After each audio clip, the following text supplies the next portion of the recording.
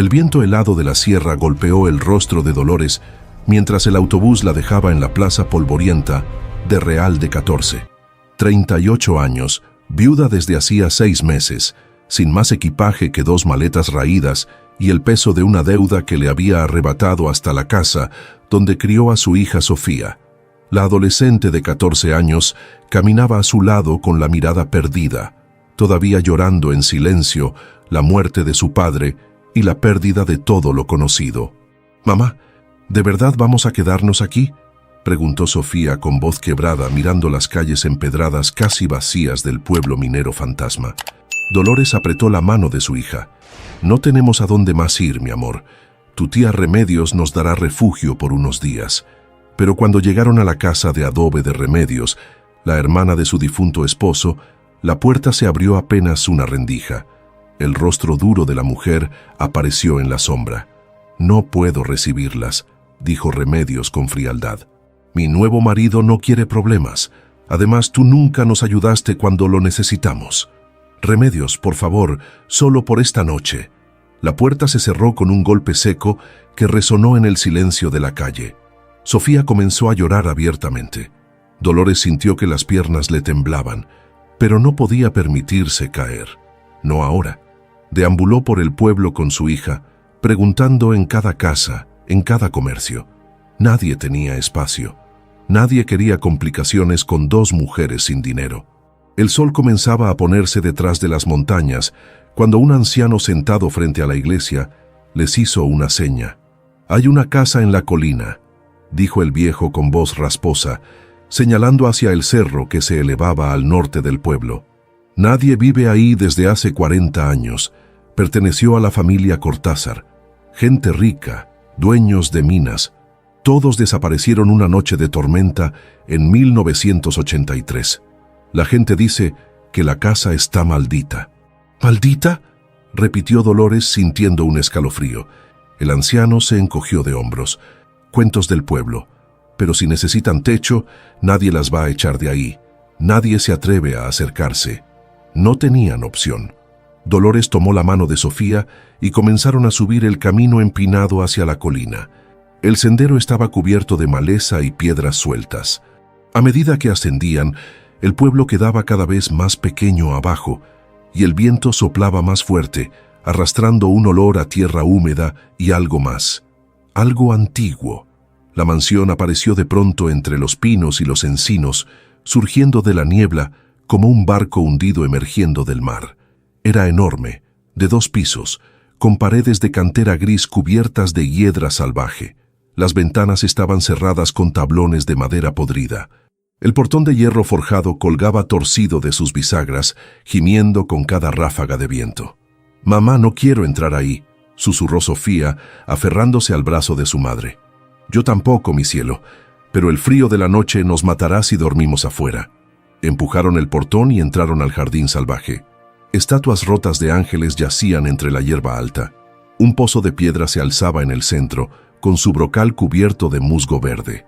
Dolores sintió que alguien las observaba desde las ventanas oscuras de la casa, pero cuando levantó la vista, no vio nada más que cristales sucios reflejando el cielo gris del atardecer. La puerta principal estaba entreabierta. Crujió horriblemente cuando Dolores la empujó. El interior olía a moho, a madera vieja y a algo dulzón que no supo identificar. El vestíbulo era amplio, con un candelabro de cristal cubierto de telarañas colgando del techo alto. Una escalera de madera ascendía hacia la oscuridad del segundo piso. «Busquemos una habitación en la planta baja», dijo Dolores, tratando de sonar firme. Encontraron lo que debió ser una biblioteca. Había muebles cubiertos con sábanas blancas, fantasmas de lo que alguna vez fue una vida de lujo. Sofía encendió la linterna de su teléfono y el haz de luz recorrió las paredes. Fue entonces cuando lo vieron.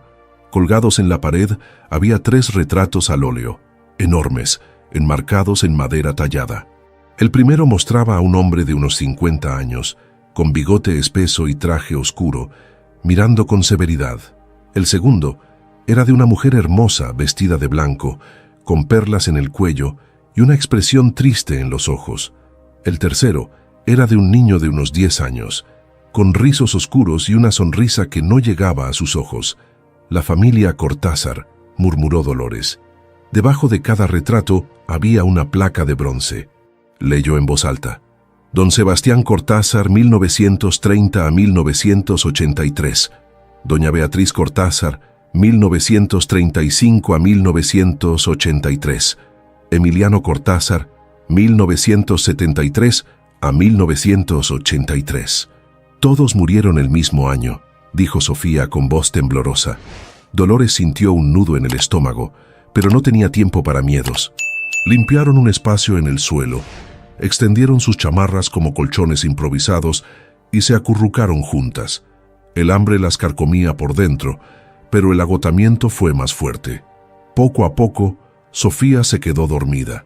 Dolores permanecía despierta, mirando las sombras que proyectaba la luz de luna a través de las ventanas sucias. Fue entonces cuando lo escuchó.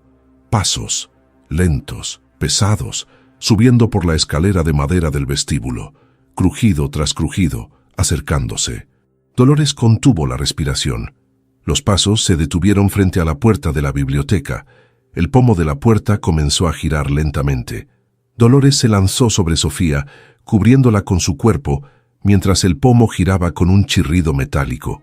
La puerta se abrió despacio, dejando escapar un lamento de las bisagras oxidadas.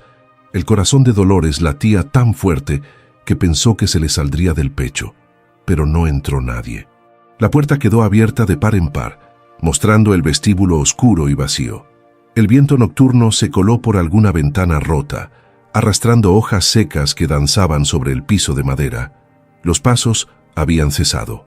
«Mamá», susurró Sofía despertando sobresaltada. «Shh, quédate quieta». Dolores esperó 5 minutos eternos, pero nada más ocurrió. Se convenció a sí misma de que había sido el viento, la estructura vieja de la casa asentándose, sus nervios destrozados jugándole una mala pasada. Tenía que ser eso. No podía permitirse creer en otra cosa. Cuando el sol de la mañana comenzó a filtrarse por las rendijas de los tablones, Dolores finalmente pudo respirar con normalidad. Sofía dormía inquieta, murmurando en sueños. La viuda se levantó con cuidado, sintiendo cada músculo adolorido por la noche en el suelo duro. La luz del día hacía que la mansión se viera menos aterradora, aunque no menos abandonada. Polvo flotaba en los rayos de sol que atravesaban las ventanas. Dolores decidió explorar. Necesitaba saber qué tenían a su disposición si iban a quedarse ahí aunque fuera unos días, hasta que pudiera encontrar trabajo en el pueblo. Recorrió el primer piso con cautela. Encontró una cocina enorme con una estufa de leña antigua, alacenas llenas de platos cubiertos de mugre, una mesa larga de madera que alguna vez debió albergar banquetes. En la despensa aún había frascos de conservas tan viejos que no se atrevió a tocarlos. Había una sala principal con un piano de cola cubierto por una sábana. Cuando Dolores la retiró, el instrumento reveló su madera de caoba brillante, sorprendentemente bien conservada. Presionó una tecla y el sonido resonó limpio y claro en el silencio de la casa, haciéndola sobresaltar. En un rincón encontró un viejo fonógrafo con discos de vinilo apilados. Uno de ellos estaba fuera de su funda, como si alguien lo hubiera estado escuchando antes de marcharse precipitadamente. El título en la etiqueta decía: «Bésame mucho. ¿Qué estás haciendo?». Dolores dio un salto. Era Sofía, pálida y despeinada, parada en el umbral. «Estoy viendo qué hay aquí, mi amor. Ven, acompáñame. Es menos tenebroso de día». Juntas subieron las escaleras. Cada peldaño gemía bajo sus pies. El segundo piso tenía un pasillo largo con puertas a ambos lados. La mayoría estaban cerradas, pero algunas se abrieron con facilidad. Recámaras llenas de camas con doseles, armarios con ropa antigua que olía a naftalina y tiempo muerto. En la habitación principal encontraron una cama enorme con postes tallados. Las sábanas seguían tendidas, amarillentas pero intactas, como si alguien fuera a volver a dormir allí en cualquier momento. Sobre la mesa de noche había un libro abierto con las páginas arrugadas por la humedad. Dolores lo tomó con cuidado. Era una novela de Agustín Yáñez. «Es como si se hubieran ido de un momento a otro», dijo Sofía con voz temblorosa, «sin llevarse nada. El anciano dijo que desaparecieron durante una tormenta.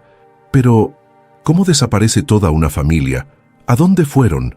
Dolores no tenía respuesta. Siguieron explorando hasta que llegaron a una puerta al final del pasillo, diferente a las demás. Era de madera oscura, casi negra, con una cerradura antigua. Dolores giró el pomo, pero estaba cerrada con llave. «¿Qué habrá ahí dentro?», preguntó Sofía. «No lo sé, pero por ahora necesitamos conseguir comida. Bajaré al pueblo a buscar trabajo». Dejó a Sofía en la biblioteca con instrucciones de no salir de ahí, de no explorar sola. La muchacha asintió, aunque Dolores notó el miedo en sus ojos. Le dolía dejarla, pero no tenían alternativa. El descenso al pueblo tomó media hora. Real de 14 estaba más vivo de día, con algunos comerciantes abriendo sus tiendas, turistas ocasionales caminando por las calles empedradas. Dolores entró en cada negocio, preguntando si necesitaban ayuda. En una fonda, la dueña, una mujer robusta de unos 60 años llamada Doña Petra, la miró de arriba abajo. «¿De dónde vienes?», preguntó con desconfianza. «De Guadalajara. Acabo de enviudar y... ¿Y dónde te estás quedando?». Dolores dudó, pero no tenía sentido mentir. «En la casa vieja de la colina, la mansión Cortázar». El rostro de Doña Petra palideció. Las conversaciones en las mesas cercanas se detuvieron. Todos la miraban ahora. «Niña, sal de ahí», dijo Doña Petra con urgencia, acercándose. «Esa casa está maldita. Nadie que se queda ahí dura más de una noche. No tengo a dónde más ir. Prefiero dormir en la calle que en ese lugar». La mujer se santiguó. «Mi prima trabajaba ahí como empleada doméstica. Estuvo presente la noche que desaparecieron. Dijo que escuchó gritos terribles, que vio sombras moviéndose por las paredes, que el mismo don Sebastián bajó las escaleras corriendo, gritando algo sobre el error y lo que hay debajo. Luego hubo un estruendo como si la tierra se abriera. Cuando llegó la policía al día siguiente, la familia había desaparecido, sin rastro, como si se los hubiera tragado la tierra». Un escalofrío recorrió la espalda de Dolores. ¿Y su prima? Huyó esa misma noche. Nunca volvió a ser la misma. Murió en un manicomio 10 años después, todavía murmurando sobre las voces que salían del sótano. ¿Sótano? No vi ningún sótano. Porque está sellado, intervino un hombre desde una mesa. La policía lo cerró. Dijeron que era peligroso, que estaba inestable, pero todos sabemos la verdad. Hay algo ahí abajo, algo que no debe ser despertado. Dolores salió de la fonda sin trabajo y con más preguntas que respuestas. Compró pan y queso con las últimas monedas que le quedaban y comenzó el ascenso de vuelta. El sol ya estaba alto, pero un viento frío bajaba de las montañas, trayendo el olor de la lluvia.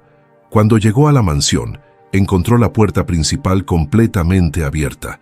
La había dejado entreabierta. Estaba segura. «¿Sofía?», llamó sintiendo pánico trepar por su garganta. Corrió hacia la biblioteca. Estaba vacía. Las maletas seguían ahí, pero su hija no. «¡Sofía!», gritó, su voz resonando en las habitaciones vacías. Subió las escaleras de 2 en 2, revisando cada habitación. Nada. Bajó de nuevo. Corrió hacia la cocina, hacia la sala. El pánico se convertía en terror puro. Entonces escuchó la voz de Sofía, débil y lejana, viniendo de algún lugar imposible. «¡Mamá! ¡Ayuda!». Dolores giró en círculos, tratando de ubicar de dónde venía el sonido.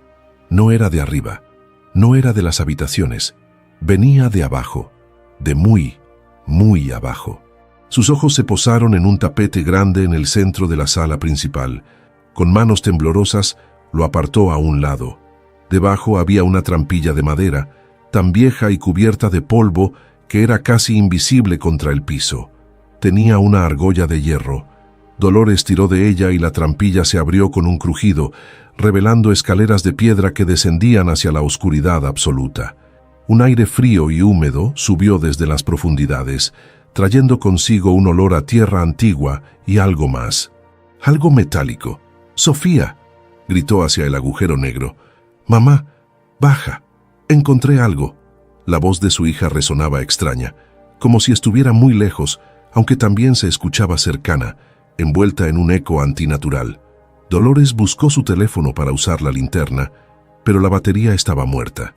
Encontró velas viejas en la cocina, encendió una con el encendedor que llevaba en el bolsillo y comenzó a descender. Los escalones eran resbaladizos, cubiertos de una humedad que no debería existir. Las paredes de piedra estaban frías al tacto. Bajó 20 escalones, luego 30. El aire se volvía más pesado con cada paso. Finalmente llegó al fondo. Era un sótano enorme, con el techo bajo sostenido por vigas de madera podrida. Cajas y baúles viejos estaban apilados contra las paredes, y allí, en el centro, estaba Sofía, arrodillada frente a algo en el suelo. «Sofía, ¿qué haces aquí? ¿Cómo bajaste?» Su hija levantó la vista. Tenía los ojos brillantes, pero no de miedo, de emoción. «Mamá, escuché ruidos, como alguien raspando desde abajo. Busqué y encontré la trampilla, y luego encontré esto». Señaló el suelo frente a ella. Había una tabla suelta. Sofía la había levantado, revelando un compartimento secreto excavado en la tierra. Dentro había un libro encuadernado en cuero marrón y un pergamino enrollado, amarillento por el tiempo. Dolores se arrodilló junto a su hija y tomó el libro con manos temblorosas. En la primera página, escrito con tinta negra en una caligrafía elegante, decía: «Diario de Sebastián Cortázar. Si estás leyendo esto, ya es demasiado tarde». Abrió la siguiente página y comenzó a leer en voz alta. 1 de enero de 1980. He tomado una decisión que cambiará el destino de mi familia para siempre. Las minas ya no dan plata. Las deudas se acumulan. Pero he encontrado algo más valioso que todo el metal del mundo. En las cavernas debajo de la casa, siguiendo el mapa que me vendió el anciano zapoteco, un estruendo sacudió la mansión. Polvo y pequeñas piedras cayeron del techo. Dolores agarró a Sofía y la apretó contra su pecho. La vela se apagó dejándolas en oscuridad total, y entonces escucharon algo moverse en las profundidades del sótano, algo que arrastraba cadenas. «Mamá», susurró Sofía, «hay alguien más aquí con nosotras». Dolores buscó desesperadamente el encendedor en su bolsillo mientras el sonido de cadenas arrastrándose se acercaba. Sus dedos temblaban tanto que el encendedor se le cayó al suelo de tierra. Lo palpó en la oscuridad, sintiendo la tierra fría y húmeda bajo sus manos, hasta que finalmente lo encontró. La llama iluminó el sótano con un resplandor débil y tembloroso. No había nadie, pero las cadenas seguían sonando, más cerca ahora, viniendo de algún lugar más profundo en el sótano. Dolores giró la cabeza y vio algo que no había notado antes. Al fondo del sótano había un túnel, una abertura excavada en la roca viva, tan angosta que una persona apenas podría pasar. De ahí venía el sonido. «Vámonos. Ahora», ordenó Dolores, agarrando a Sofía del brazo. «Pero el diario, el mapa». «Ahora». Subieron las escaleras tropezando, con Dolores encendiendo vela tras vela, porque el viento que subía desde las profundidades las apagaba constantemente. El sonido de las cadenas las seguía, cada vez más fuerte, como si lo que fuera que estuviera allá abajo hubiera comenzado a subir también. Cuando finalmente salieron del agujero y cerraron la trampilla, Dolores arrastró el tapete de vuelta a su lugar y puso encima todo lo que pudo encontrar: una silla, una mesa, una caja llena de libros viejos. Su respiración era agitada, el corazón le martillaba en el pecho. Sofía estaba pálida como la cal, pero aferraba el diario y el pergamino contra su pecho. «No debiste bajar sola», dijo Dolores abrazándola con fuerza. «Pudiste haberte lastimado, pudiste...» «Lo siento, mamá. Es que escuché algo, como si alguien me llamara por mi nombre». Un escalofrío recorrió a Dolores. Decidió que necesitaban luz, mucha luz. Encontraron más velas en la cocina y las encendieron por toda la casa. La mansión comenzó a verse menos amenazadora con docenas de pequeñas llamas parpadeando en cada habitación. Se sentaron en la biblioteca, lejos de la trampilla, y Dolores abrió el diario con manos todavía temblorosas. Leyó en silencio primero, luego comenzó a leer en voz alta para Sofía. 15 de marzo de 1980. El anciano tenía razón. Las cavernas se extienden kilómetros bajo la tierra. Encontré el lugar que marca el mapa, una cámara natural con formaciones de cristal. Y en el centro, sellado en una urna de piedra, el tesoro de los jesuitas. Monedas de oro de la época colonial, joyas que pertenecieron a nobles españoles, documentos que prueban títulos de propiedad de la mitad del Estado. Todo escondido aquí cuando fueron expulsados en 1767. Un tesoro real, susurró Sofía con asombro. Dolores continuó leyendo, saltando páginas. 30 de junio de 1980. He comenzado a traer el tesoro poco a poco. Lo escondo en el sótano, en compartimentos secretos que he construido. Nadie debe saber, ni siquiera Beatriz. El dinero nos salvará de la ruina, pero debo ser cuidadoso.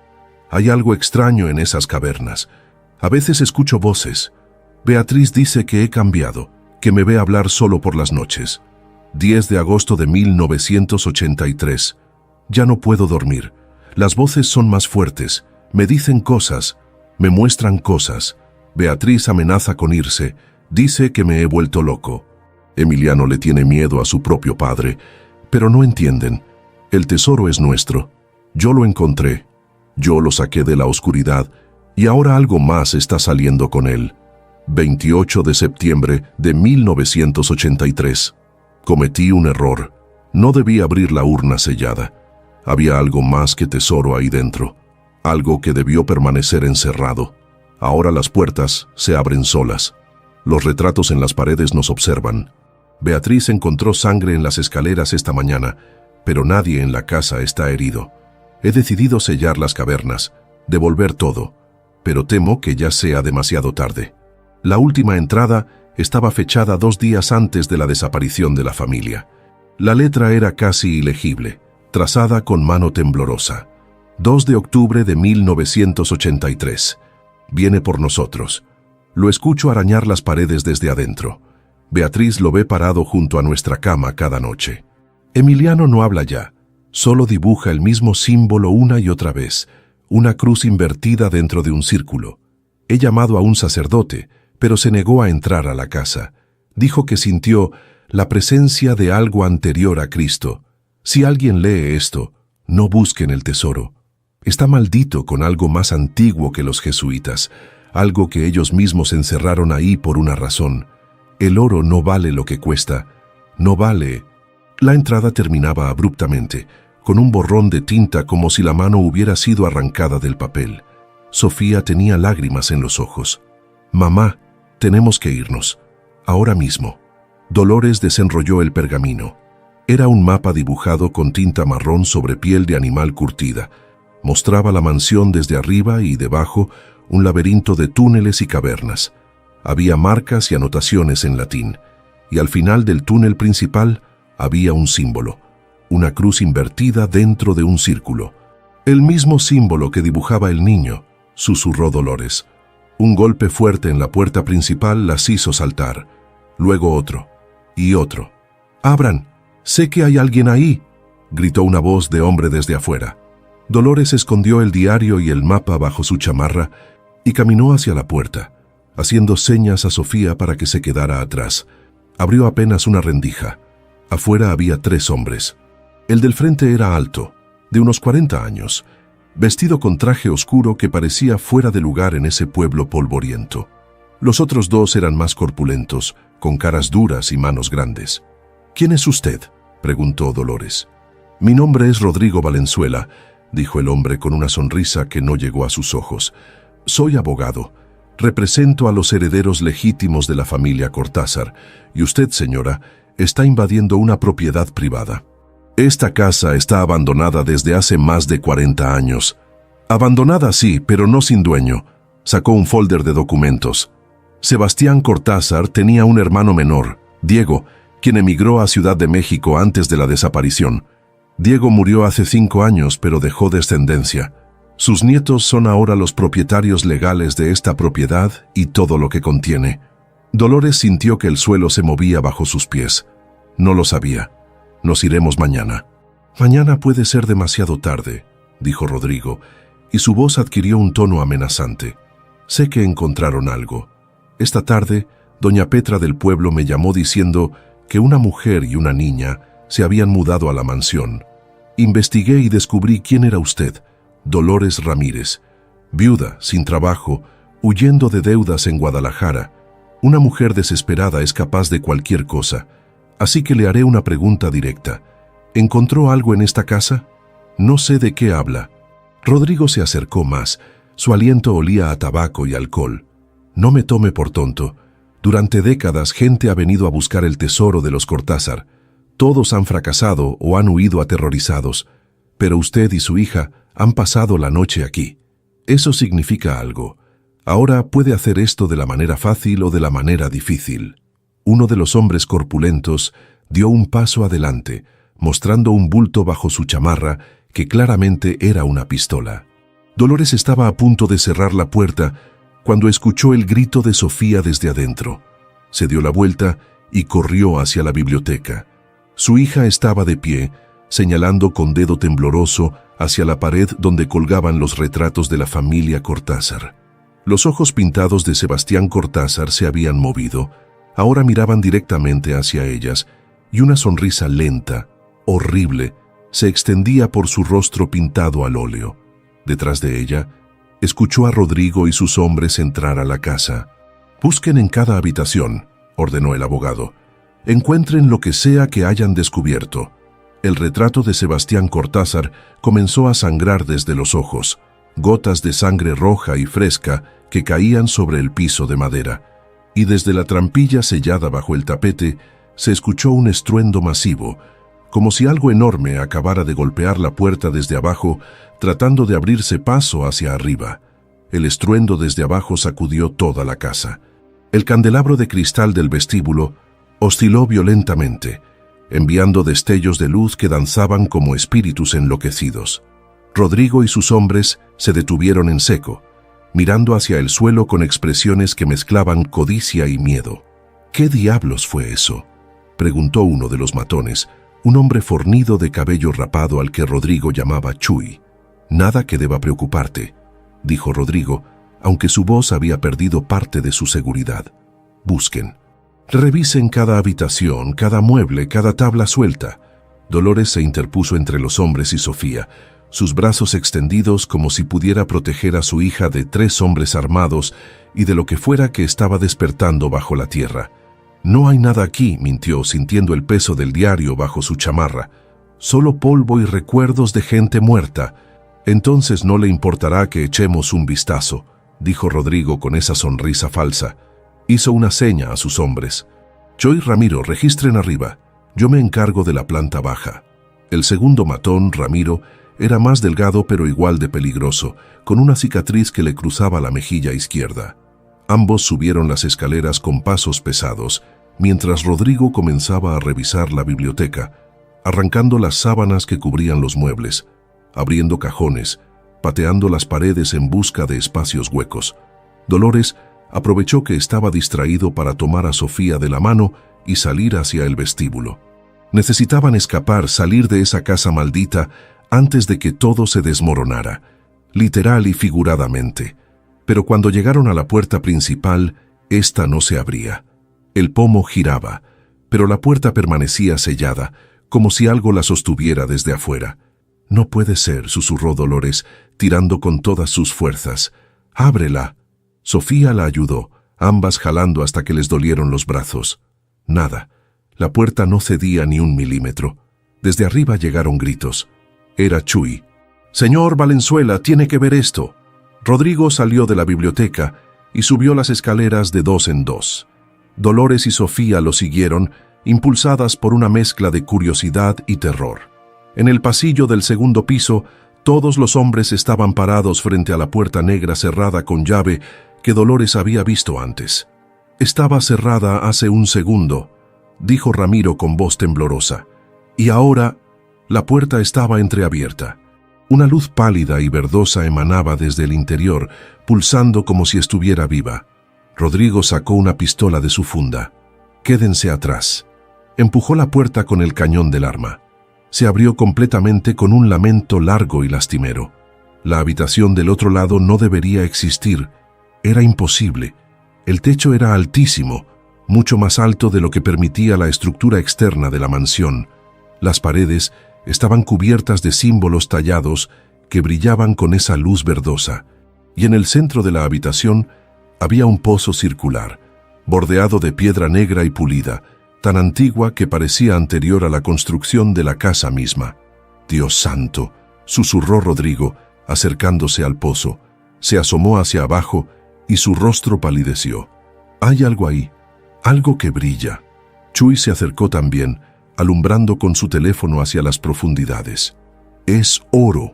Veo oro, monedas, joyas. Está lleno de...». No terminó la frase.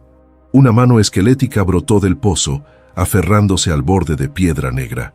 Luego otra, y otra, y otra.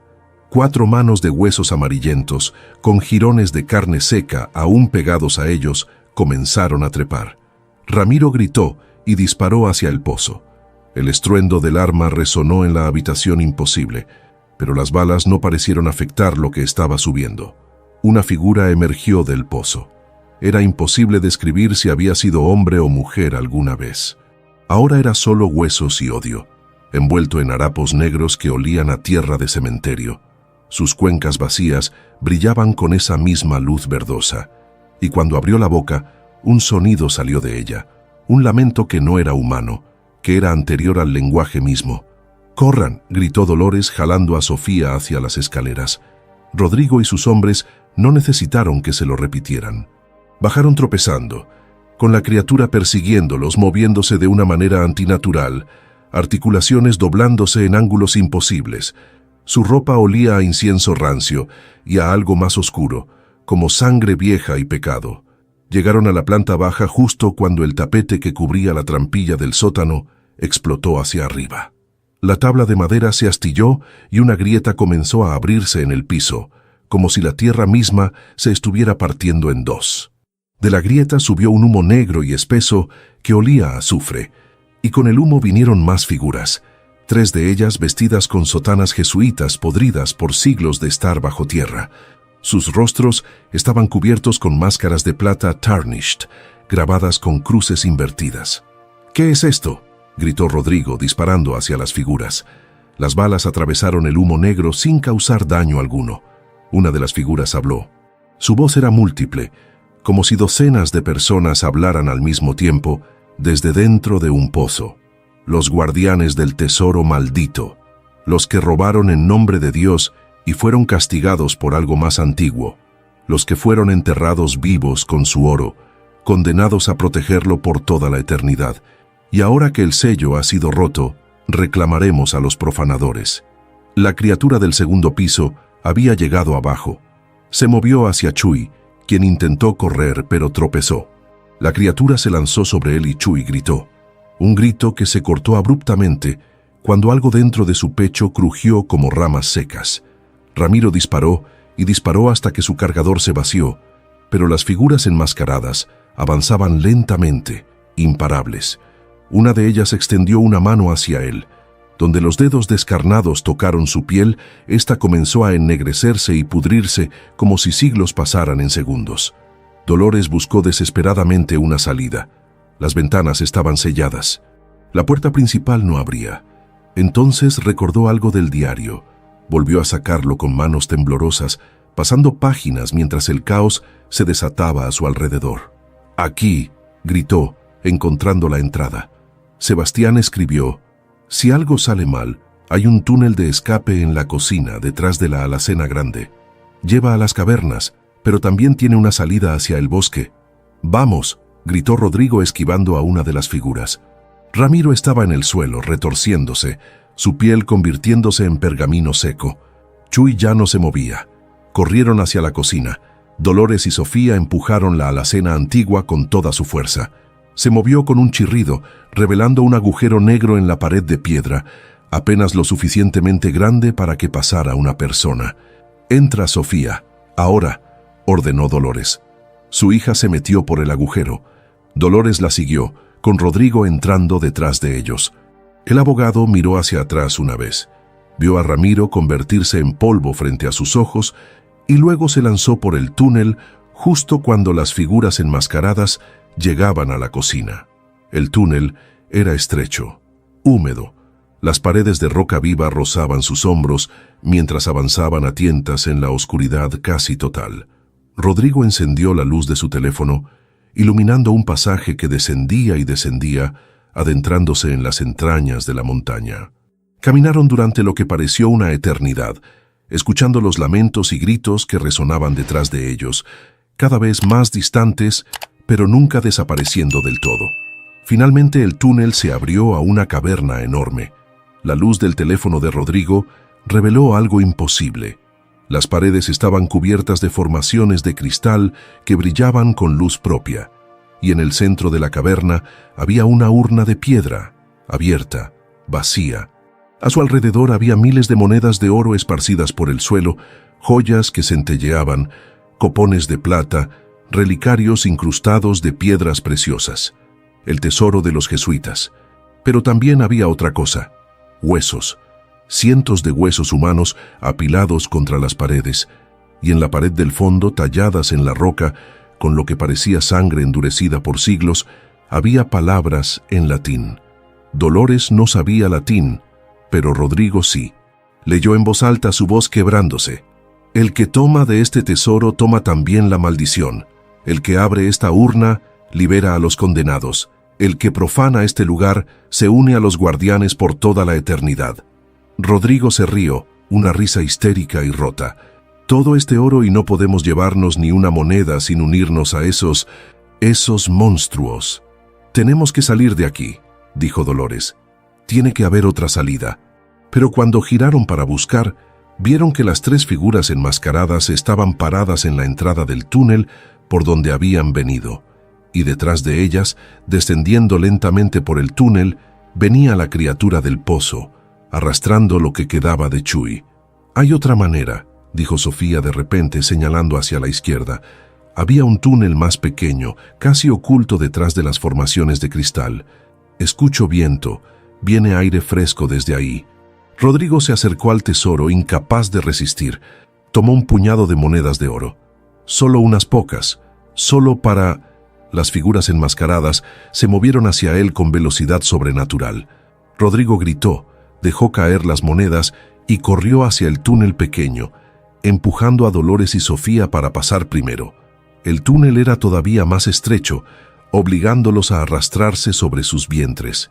La roca les raspaba la espalda, las rodillas. Sofía iba adelante, seguida por Dolores, con Rodrigo cerrando la marcha. Detrás de ellos, las figuras intentaban entrar al túnel, sus cuerpos retorciéndose de maneras horribles para caber. «¡Más rápido!», gritó Rodrigo. «Lo siento en mis piernas». Arrastrándose, jadeando, con las manos sangrando por la roca áspera, finalmente Sofía gritó: «¡Luz! ¡Veo luz!». El túnel terminaba en una abertura pequeña, cubierta de raíces y maleza. Sofía la atravesó, luego ayudó a Dolores a salir.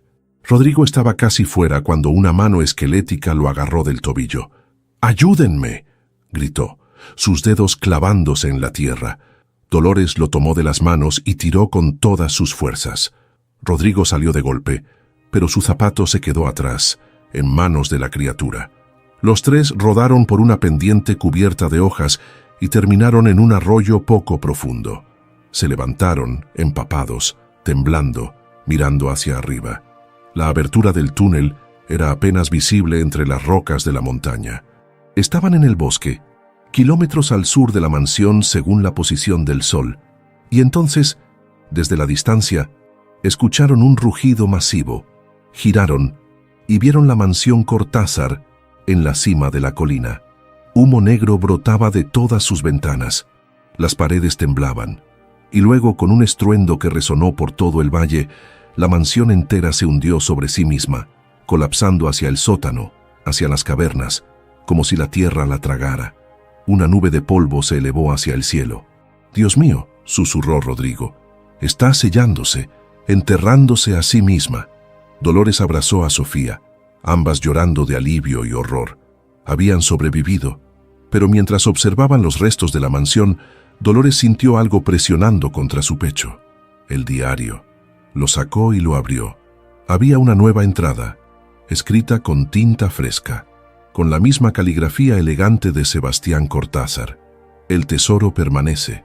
Los guardianes esperan. Y tú, Dolores Ramírez, llevas el mapa en tus manos. Ahora el conocimiento es tuyo. Y con el conocimiento viene la maldición. Te encontraremos. Siempre encontramos a los que saben. Durante 3 días, Dolores, Sofía y Rodrigo permanecieron escondidos en una cueva pequeña que encontraron en la sierra, a varios kilómetros del pueblo.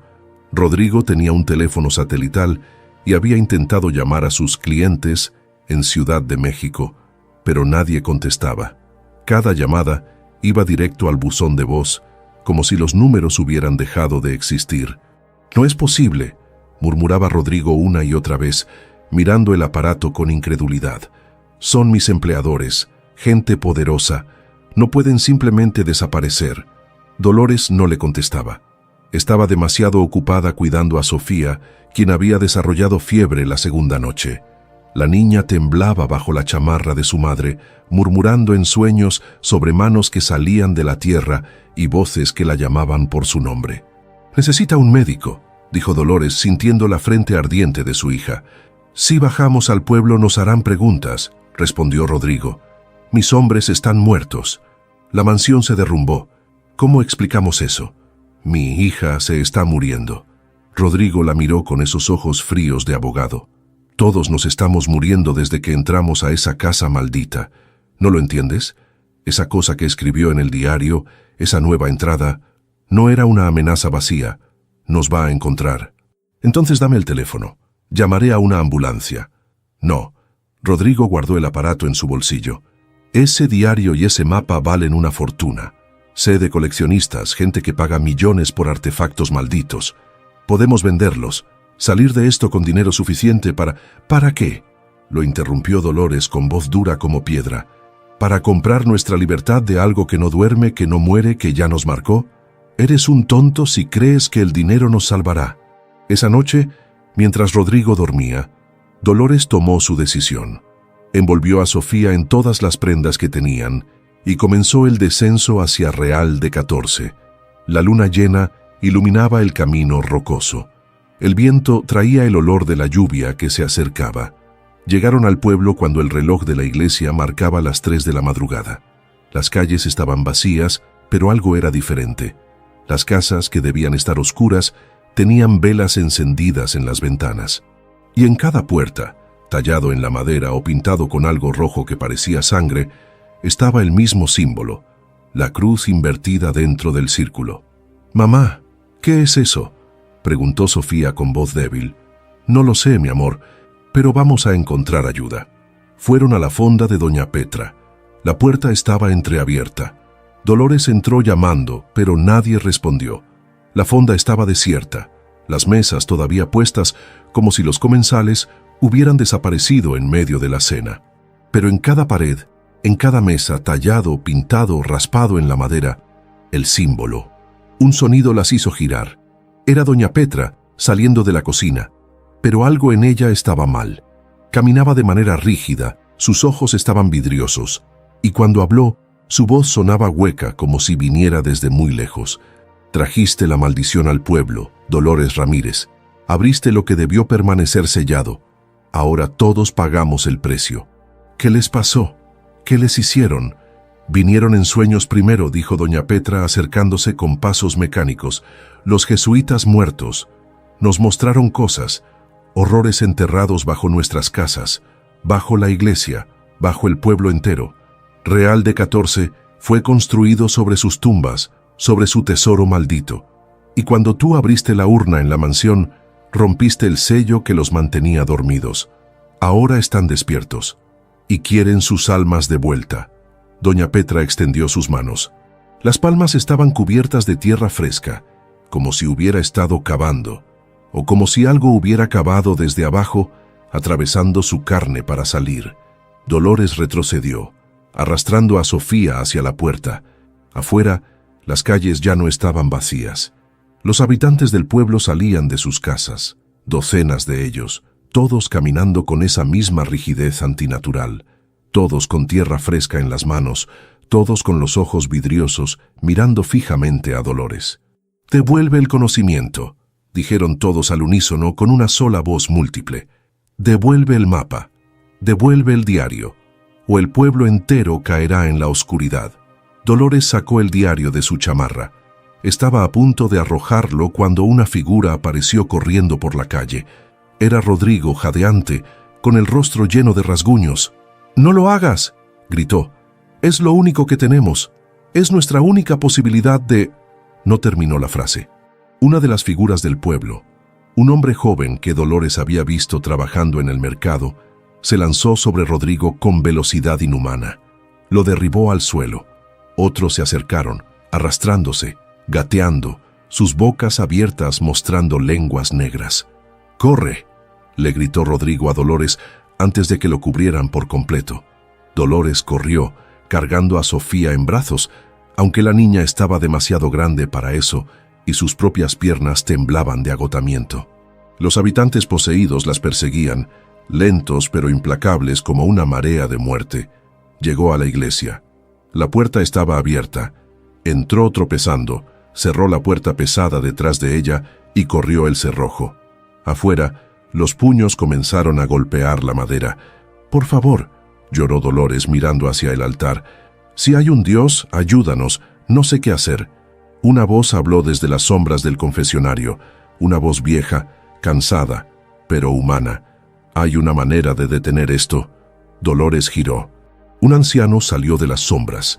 Era el mismo que le había hablado el primer día, el que le dijo sobre la mansión. Ahora vestía sotana negra. Era un sacerdote. «Padre, he sido el guardián de este secreto durante 50 años», dijo el anciano. «Yo estaba aquí cuando desapareció la familia Cortázar. Yo sellé las cavernas. Yo bendije la casa para mantener a los espíritus encerrados. Pero sabía que algún día alguien vendría, movido por la desesperación, y abriría lo que debía permanecer cerrado. Por eso me quedé, esperando». «¿Cómo detenemos esto?». El sacerdote tomó el diario de las manos de Dolores. Lo hojeó con dedos temblorosos hasta llegar a la última página. Ahí, con letra diferente, más antigua, había una entrada que Dolores no había visto antes. Estaba escrita en español antiguo, pero el sacerdote la tradujo. «El sello puede ser restaurado con 3 sacrificios. El conocimiento debe ser quemado, el profanador debe descender voluntariamente a las cavernas, y la sangre de un inocente debe sellar la entrada para siempre». Dolores sintió que su corazón se detenía. «¿La sangre de un inocente, Sofía?». «No», dijo el sacerdote rápidamente. «Hay otra manera de leer esto. Inocente no significa niño. Significa alguien que entró sin codicia, sin intención de robar, solo buscando refugio. Tú, Dolores, tú eres la inocente. Entonces tengo que morir. Tengo que descender a las cavernas y dejar que me tomen». El sacerdote asintió lentamente. «Pero tu hija vivirá. El pueblo vivirá. La maldición será sellada nuevamente». Los golpes en la puerta se hicieron más fuertes. La madera comenzaba a astillarse. Sofía, desde el suelo, abrió los ojos. La fiebre había cedido un poco. «Mamá, no te vayas. Ya perdí a papá. No puedo perderte a ti también». Dolores se arrodilló junto a su hija, las lágrimas corriendo por sus mejillas. «Escúchame, mi amor. El Padre te cuidará. Te llevará lejos de aquí. Tendrás una vida buena, y yo estaré con tu papá. Finalmente estaremos juntos». «No». Sofía trató de levantarse, pero estaba demasiado débil. El sacerdote habló con urgencia. «Hay un pasaje secreto bajo el altar. Lleva directamente a las cavernas, a la urna sellada. Si vas ahora, si llevas el diario y el mapa, si los arrojas al pozo mientras ofreces tu vida voluntariamente, el sello se restaurará. Pero debes ir sola, y debe ser por voluntad propia. Si dudas, aunque sea un segundo, si hay miedo en tu corazón, el sacrificio no será válido». Dolores miró a su hija. Pensó en todos los días que no verían juntas, en la graduación de Sofía, en su boda, en los nietos que nunca conocería. Pero también pensó en lo que pasaría si no hacía nada. Sofía moriría aquí, en este pueblo maldito, poseída por espíritus vengadores. «Cuídala», le dijo al sacerdote. «Prométemelo». «Lo juro por Cristo». Dolores besó la frente de Sofía. memorizando su olor, el tacto de su piel. Te amo, mi cielo, más que a mi propia vida, por eso hago esto. El sacerdote movió el altar con esfuerzo, revelando una trampilla de piedra. La abrió y una escalera de caracol descendía hacia la oscuridad, iluminada tenuemente por esa luz verdosa que Dolores ya conocía demasiado bien. Tomó el diario y el mapa, dio un último vistazo a su hija y comenzó a descender. Las escaleras parecían no tener fin. Bajó durante lo que podrían haber sido minutos u horas. La luz verdosa se hacía más intensa, el aire se volvía más frío, y entonces escuchó las voces. Dolores, Dolores Ramírez, vienes a nosotros voluntariamente. Sí, respondió, aunque su voz temblaba. Vengo a sellar lo que fue abierto, vengo a restaurar el equilibrio. Las escaleras terminaron. Estaba de nuevo en la caverna del tesoro, pero ahora se veía diferente. El oro había desaparecido. Los huesos estaban ordenados en círculos concéntricos alrededor de la urna de piedra, y las 3 figuras enmascaradas estaban de pie alrededor del pozo, esperándola. El conocimiento, dijeron. Dolores arrojó el diario y el mapa al pozo. Cayeron y cayeron, hasta que una llama verde los consumió en el aire. La profanadora. Dolores se acercó al borde del pozo, miró hacia abajo y vio el fondo por primera vez. No era oro lo que brillaba ahí, era algo vivo, algo que pulsaba como un corazón monstruoso, algo anterior a la memoria humana. Ahora la sangre. Una de las figuras extendió una daga de obsidiana. Dolores la tomó con manos firmes. Pensó en Sofía, en su sonrisa, en su risa, en todas las veces que la había llamado mamá con esa voz dulce. Te amo, susurró, y se cortó la palma de la mano, dejando que la sangre goteara hacia el pozo. Pero en lugar de caer, la sangre se detuvo en el aire. Comenzó a brillar con luz dorada, no verdosa. Las figuras enmascaradas retrocedieron como si la luz las quemara. No puede ser, dijeron con voces llenas de rabia. Tú no eres inocente. Nadie es inocente. Todos llevan pecado. Pero la luz dorada creció, envolviéndola. Y Dolores escuchó otra voz, cálida, conocida, amada. Dolores. Era su esposo, su Roberto, muerto hacía 6 meses, pero ahora ahí, visible en la luz dorada, extendiendo su mano hacia ella. No tienes que hacer esto, dijo Roberto. El verdadero sello no requiere muerte, requiere amor. Amor tan puro que está dispuesto a morir, pero ese mismo amor es lo que lo impide. Tu sacrificio fue aceptado en el momento en que decidiste hacerlo. Ahora vive. Vive por Sofía, vive por los dos. La luz dorada explotó, llenando toda la caverna. Las figuras enmascaradas se desintegraron en polvo. La urna de piedra se cerró con un estruendo, y Dolores sintió que la elevaban, que volaba hacia arriba a través de la roca sólida, a través de capas de tierra y tiempo. Abrió los ojos. Estaba en la iglesia, en el suelo junto al altar. El sacerdote la miraba con asombro. Sofía lloraba de alegría, abrazándola. ¿Cómo? Comenzó a preguntar el sacerdote. Afuera, los golpes habían cesado. Se escuchó un grito colectivo, como si todo el pueblo despertara de un mal sueño al mismo tiempo. Dolores abrazó a su hija sin poder creer que seguía viva, pero cuando levantó la mano, vio que la herida en su palma había sanado, dejando solo una cicatriz en forma de cruz, no invertida, recta, brillante. El sacerdote se arrodilló. Es un milagro, susurró. Pero Dolores sabía que no había sido un milagro, había sido amor, el amor de una madre dispuesta a morir por su hija. Y ese amor había sido suficiente para romper una maldición de siglos. Se levantó, sosteniendo a Sofía, y caminó hacia la puerta de la iglesia. La abrió. El pueblo estaba despertando. La gente se miraba entre sí confundida, sin recordar nada de las últimas horas. El sol comenzaba a salir detrás de las montañas, bañando Real de 14 con luz dorada. Pero cuando Dolores miró hacia la colina, donde había estado la mansión Cortázar, vio algo que heló su sangre. La mansión estaba de pie nuevamente, completa, intacta, como si nunca se hubiera derrumbado, y en la ventana del segundo piso, una figura las observaba. Un hombre con bigote espeso y traje oscuro. Sebastián Cortázar. Levantó una mano en un saludo lento, deliberado, y luego la ventana se cerró con un golpe que resonó hasta el valle. Dolores retrocedió de la puerta de la iglesia, apretando a Sofía contra su pecho. El sacerdote se acercó rápidamente, siguiendo su mirada hacia la colina. «Imposible», murmuró el anciano, persignándose. «La sellé. Bendije esas ruinas. Debería haberse ido para siempre». «Nada termina realmente, ¿verdad?», dijo Dolores con voz cansada. «Sebastián Cortázar sigue ahí. Después de 40 años, sigue esperando». El sacerdote la tomó del brazo con firmeza. «Escúchame bien, hija. Lo que hiciste anoche cambió algo fundamental. Rompiste la maldición sobre el pueblo. Liberaste a los habitantes de la posesión. Pero la casa es diferente. Es el epicentro, el lugar donde todo comenzó. Y mientras Sebastián Cortázar permanezca atado a ella, la mansión seguirá existiendo entre este mundo y el otro. ¿Qué quiere de nosotras? No lo sé, pero sé que no puedes quedarte en Real de 14. Debes irte. Hoy mismo». Dolores asintió, pero algo en su interior le decía que no sería tan simple.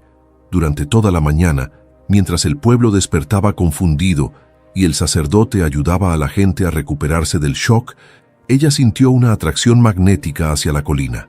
Era como si una voz silenciosa la llamara, susurrando su nombre en el viento.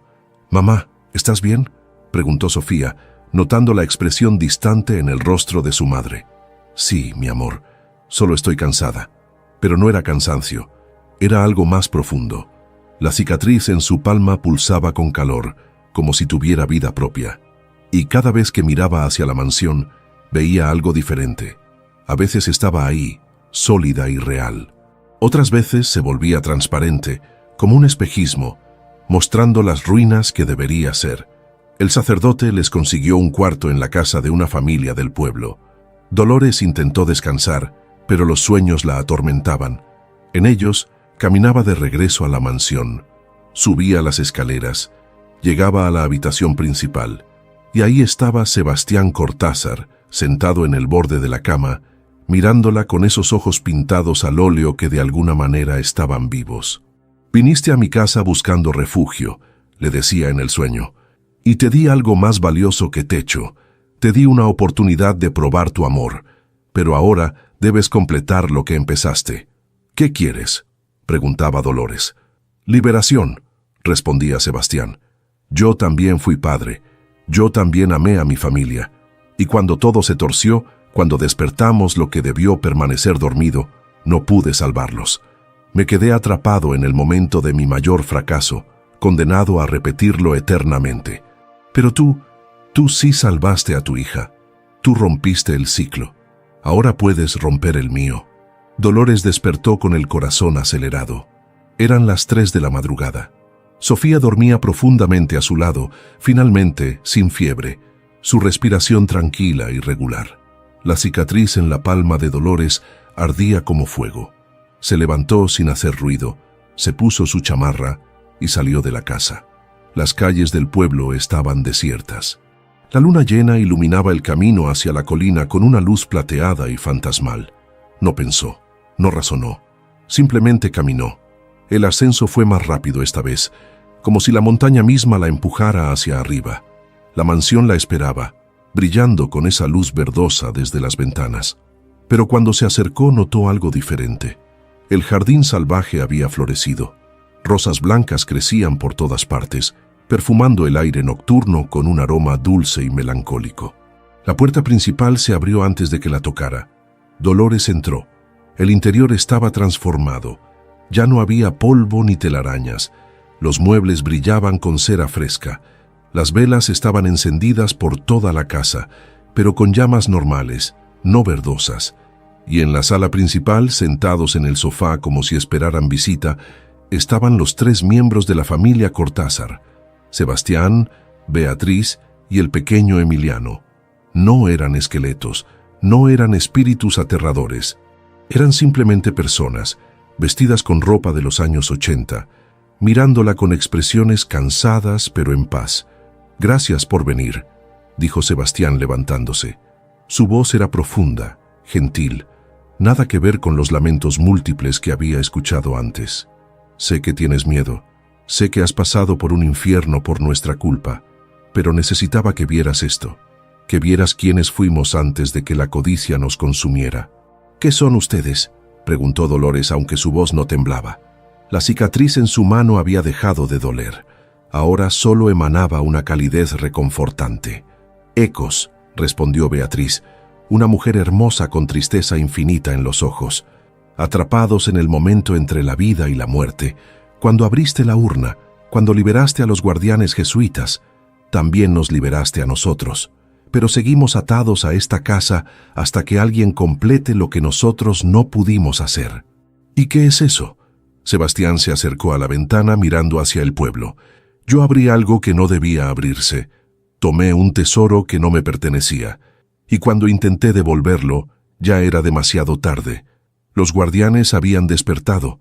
Nos persiguieron esa noche, la noche de la tormenta.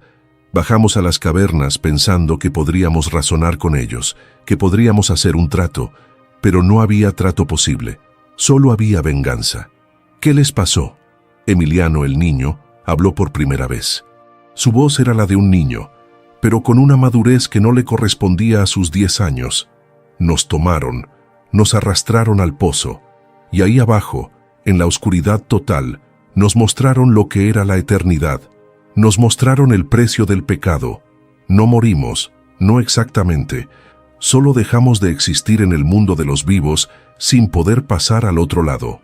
Por eso, la casa sigue de pie, continuó Beatriz, porque nuestros espíritus la mantienen atada a esta realidad.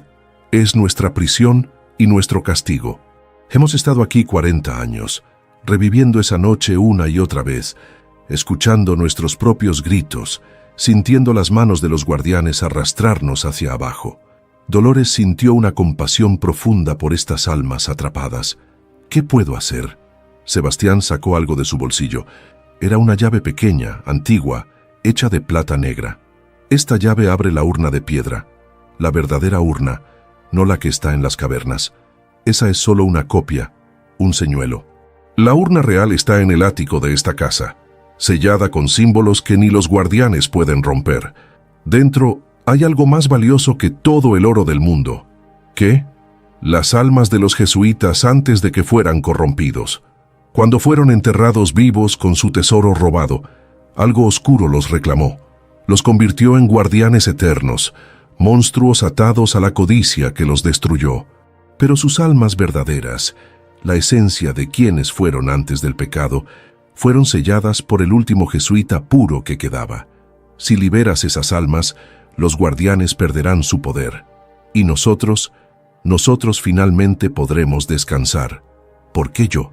¿Por qué no el sacerdote del pueblo? Beatriz sonrió con tristeza.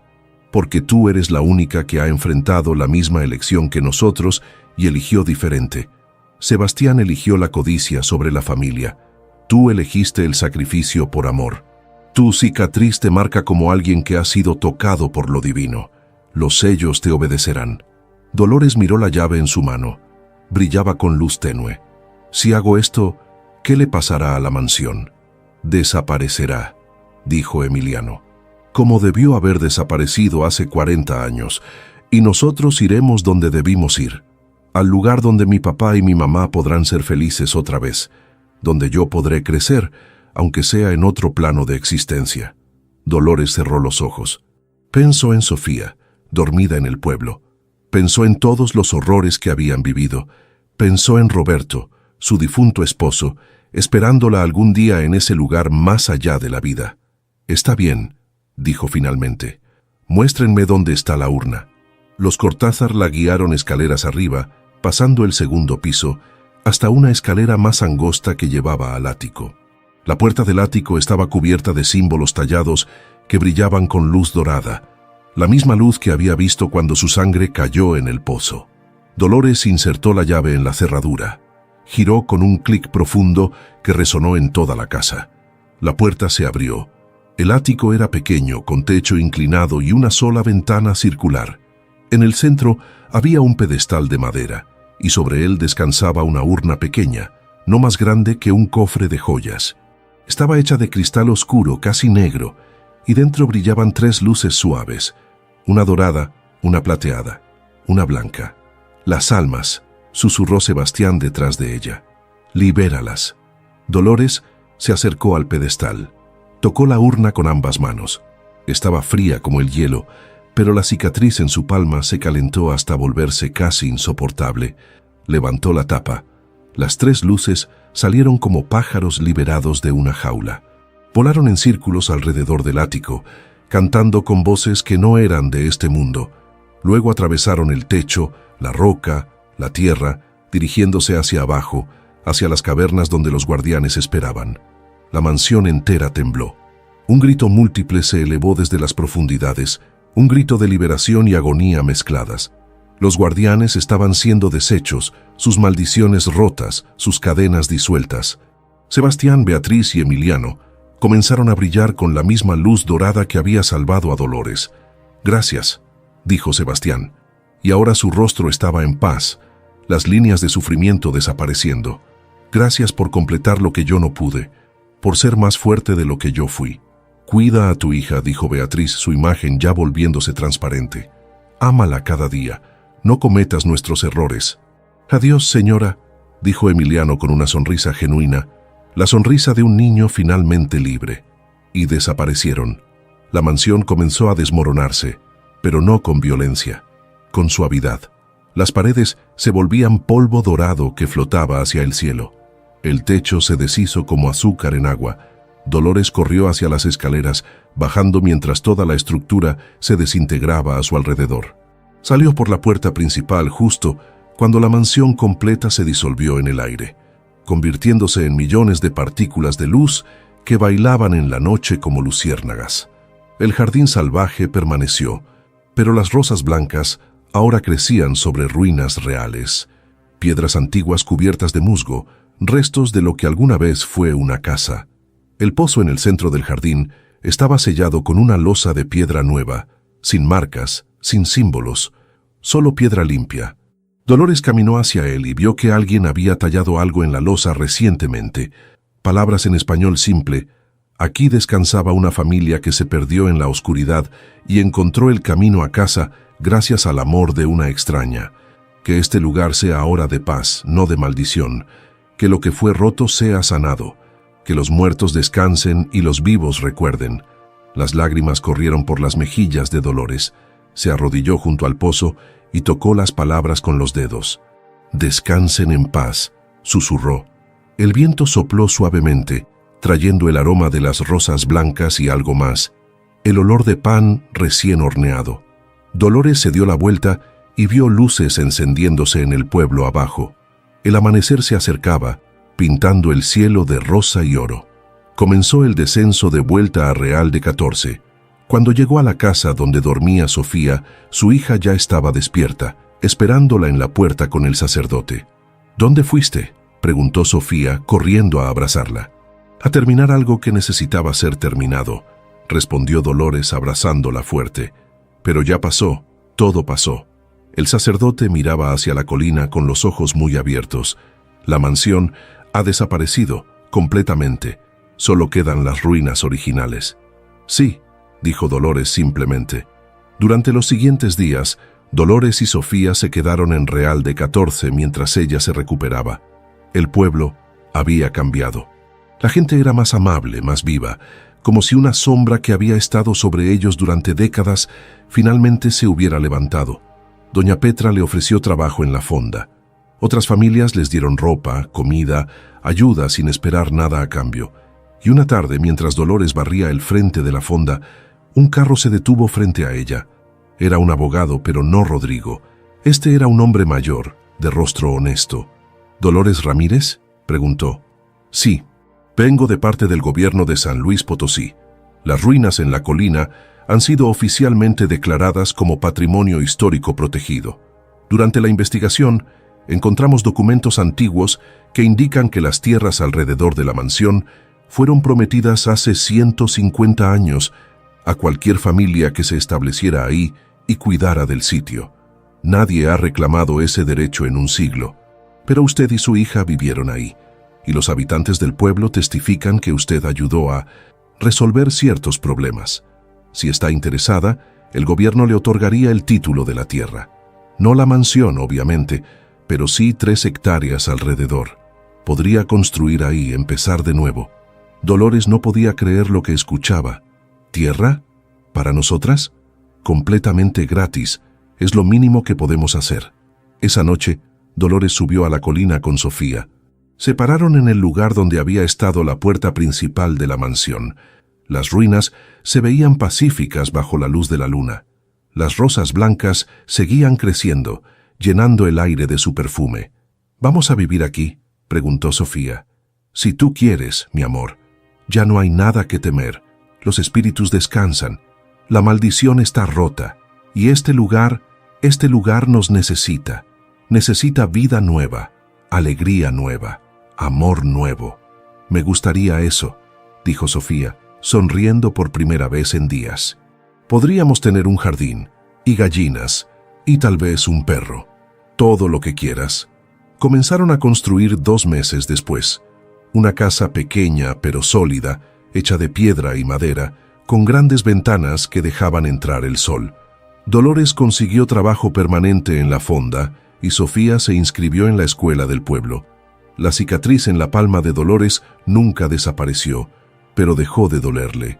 A veces, cuando estaba sola en el jardín al atardecer, sentía una presencia cálida a su lado, no amenazante, protectora, como si alguien agradecido vigilara desde lejos.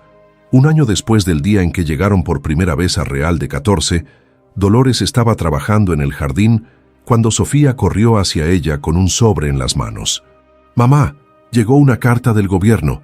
Dicen que encontraron más documentos históricos.